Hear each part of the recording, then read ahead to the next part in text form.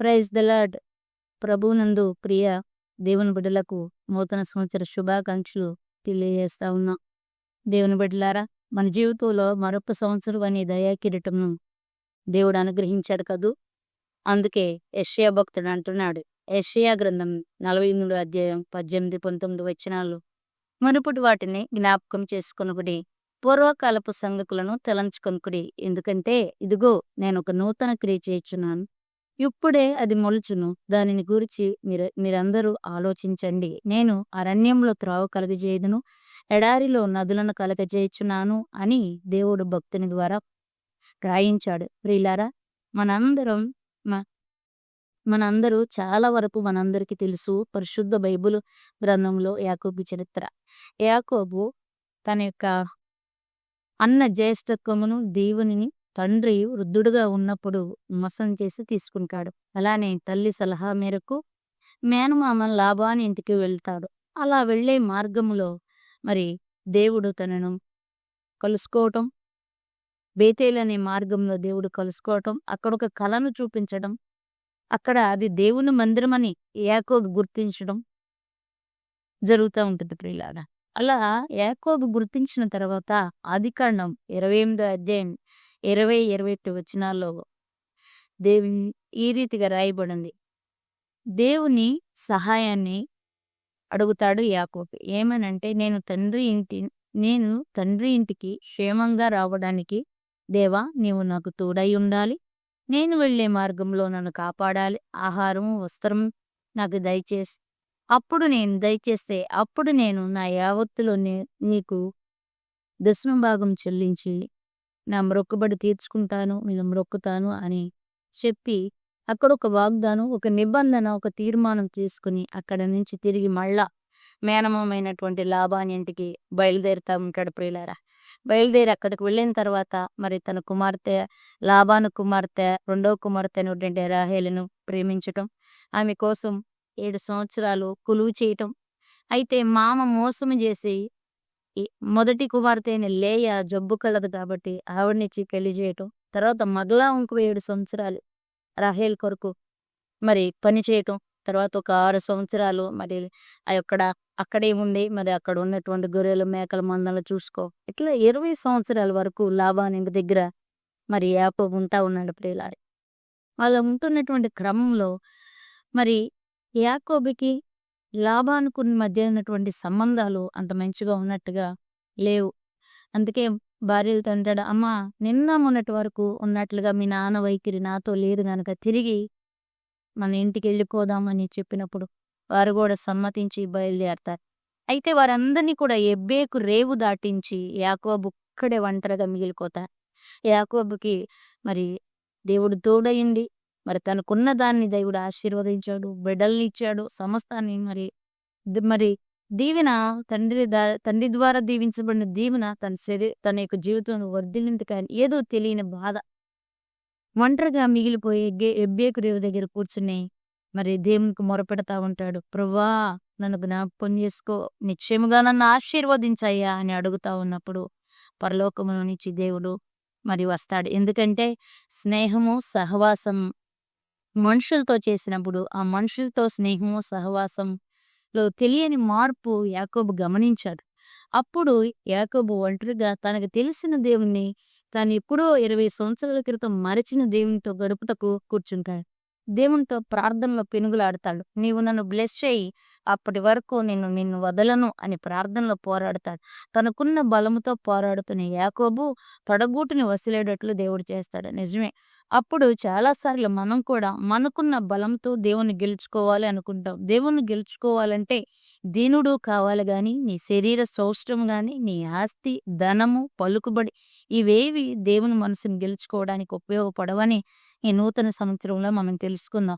తొడగూడి వసిలిన దేవుని వదిలిపెట్టాడు. చిన్న పిల్లవాడిలాగా మారాం చేసినట్లుగా మరి దేవుని దగ్గర ప్రార్థనలో యాకోబు మారం చేస్తూ ఉంటాడు. ఆ ప్రార్థనలో దేవుడు తనకు కలిగిన పూర్వస్థితిని మార్చి క్రొత్త వ్యక్తిగా, అంటే యాకోబుని ఇశ్రాయేలుగా మారుస్తాడు ప్రియులారా. అంటే మోసగాడు జీవితం నుండి దేవునితోనూ మనుషులతోనూ పోరాడి గెలిచినటువంటి ఇశ్రాయేలుగా దేవుడు అతన్ని మార్చడం జరుగుతుంది. చూసారా, నీ పూర్వపు జీవితం అని జీవితంలో ఉన్న ఏమీ లేని ఒంటరివాడిగా ఉన్నావా? మోసపోయి, నష్టపోయిన మరి ఇరుకులు, ఇబ్బందులు, ఒత్తిడుల మధ్య నీవు ఉన్నావా? మరేం పర్వాలేదు. ఈ నూతన సంవత్సరంలో యాకోబు వలె దేవుణ్ణి కలుసుకో. దేవునితో పోరాడు. నీకేదున్నా కూడా దేవునితో సమాధానం లేనప్పుడు నీకున్నదంతా కూడా శూన్యం అనిపిస్తది. అలా దేవునితో పోరాడి నీ మునుపటి స్థితిని మరిచిపో. నూతన క్రియ దేవుడు నీ కొరకు మరి జరిగిస్తానని, నీకు అరణ్యం లాంటి నీ బ్రతుకులో ఒక త్రోవను ఏర్పాటు చేస్తానని ఈ న్యూ ఇయర్ సందర్భంగా నీతో మాట్లాడుతున్నాడు. దేవుడు నీకు సహాయం చేస్తాను. యాకోబు చేసిన ప్రార్థన దేవుని పాదాలను హత్తుపడేసింది. వెంటనే నరస్వరూపిగా భూమిపైకి వచ్చాడు. తెల్లవారే వరకు యాకోబుతో ఉన్నాడు. యాకోబు, అవునండి, నీ కన్నీరు, నీ శ్రమలో నుండి నీవు చేసే ప్రార్థన దేవుడు నిన్ను నూతన వ్యక్తిగా మార్చేటట్లు చేస్తుంది.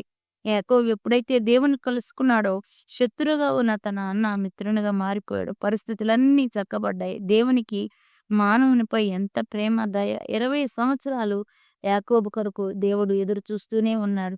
మరి 20 సంవత్సరాలు ఎదురు చూసి యాకోబుని తన సొంతం చేసుకున్నట్టుగా మనం చూస్తా ఉన్నాం. అదే దేవుడి ప్రేమ అంటే. యాకోబు దేవునితో పోరాటంలో తన జీవితం విధించాక అషూరును అనుభవంలోకి వెళ్ళాడు. నిజమే, యెషయా గ్రంథం 42 44 1-2 వచనాల్లో, నా సేవకుడు వగు యాకోబు, నేను ఏర్పరచుకున్న యెషూరును, భయపడవద్దు. యెషూరును అనగా ఉత్తముడు అని అర్థం. చూసారా ప్రియులారా, మోసగాడి జీవితం నుండి మరి దేవునితోనూ మనుషులతోనూ పోరాడే జీవితం, అక్కడ నుంచి యెషూరును అనుభవం, ఉత్తముడా అనేటువంటి ఒక అనుభవంలోకి, అంటే మెట్టు మెట్టు మెట్టు మెట్టు మెట్టు దేవునితో తన సంబంధం బాగున్నాక యాకోబు ఎక్కడం ప్రారంభించాడు. ప్రియ దేవుని ఆత్మ, నీవు ఏ విషయంలో భయపడద్దు, కలవరం చెందొద్దు నీ అని నేను నిన్ను ఏర్పాటు చేసుకున్నానని దేవుడు యాకోబుతో మాట్లాడడం జరిగింది. అలాగే ద్వితీయోపదేశకాండం 33వ అధ్యాయం 26వ వచనం అంటాడు, యెషూరును దేవుని పోలిన వాడెవడు? ఆయన నీకు సహాయం చేయటకు ఆకాశవాహనుడై వచ్చుచున్నాడు. చూసారా ప్రియుల, దేవుడంట ఆకాశాన్ని తన వాహనం చేసుకుని యెషూరును, ఈ ఉత్తముడు అనేటువంటి అనుభవంలోకి వెళ్ళినటువంటి యాకోబు కోసం దేవుడు బయలుదేరి సహాయం చేయడానికి వస్తా ఉన్నాడు. ఈ న్యూ ఇయర్లో దేవుడు నిన్ను కూడా మరి ఆ యొక్క అరణ్యంలో నీకు మార్గం ఏర్పాటు చేసి, నదులను నీ కొరకు పారేటట్లుగా చేసి, నీకు సహాయం చేయడానికి ఆకాశాన్ని వాహనంగా చేసుకుని నీ కోసం దేవుడు రాబోతా ఉన్నాడని ఈ సంవత్సరంలో నువ్వు జ్ఞాపకం చేసుకోవాలి. ఈ నూతన సంవత్సరంలో ఏ యాకోబు జీవితం అనుభవం మారిపోయింది. దేవుని కలుసుకుని యెషూరు అనుభవంలోకి వచ్చాడు. అలాగే నువ్వు కూడా యెషూరును అనుభవంలోకి రాగలిగితే ఈ సంవత్సరంలో దేవుడు నేను అన్ని విషయాల్లో సహాయం చేస్తాడు. అలాగే ఇంకా మనం గమనించినట్లయితే యెషూరును మరి తన అనుభవంలో దేవుని మీద ఆధారపడినట్లుగా ఆశీర్వాదాలు, ఆత్మీయ ఆశీర్వాదాలు పొందినట్లుగా మనం చూస్తా ఉన్నాం ప్రియులారా.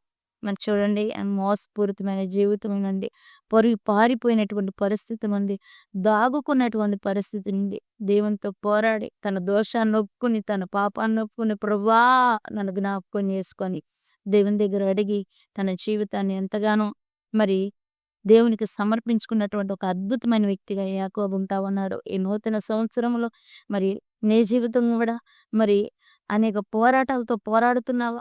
గెలవలేని వాడుగా ఉంటున్నావా? ఒంటరిగా ఉంటున్నావా?